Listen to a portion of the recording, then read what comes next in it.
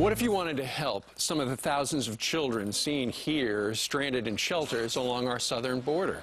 Well, too bad. The government now blocking churches from offering any type of humanitarian assistance. Why?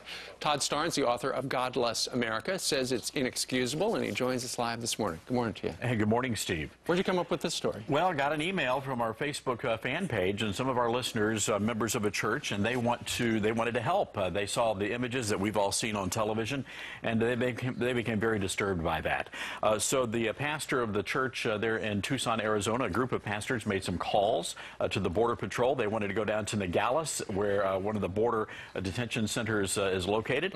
And they said, hey, we want to come down there, bring our church group so they can play with the kids, play games. We could minister to them, pray with the kids, and meet their spiritual needs. And the government said, absolutely not. They said, well, what if we could just go down and pray? And they said, oh, absolutely, you can definitely not pray. But churches are not welcome to help and minister at the border. Todd, you've been bringing us a lot of stories with your sources there on the ground. What are they saying about the shroud of secrecy that appears to be around it? And a lot of people are very frustrated, especially people who are working inside the camps. Of course, they tell me that the government says if you speak out, if you tell people what's really happening here, you're not only going to be fired, but we're going to throw you in jail, too. So there's a significant threat there, and people are really wondering, well, wait a second, they're not letting congressmen in. They're telling people you're going to be fired if you speak out, and now they're not even letting pastors in, and folks are wondering what the heck is going on in those government-controlled camps that they don't want us to know about. What do you think? Well, I mean, we've all heard the speculation, but I think the facts are very clear. We have a government-sanctioned invasion underway.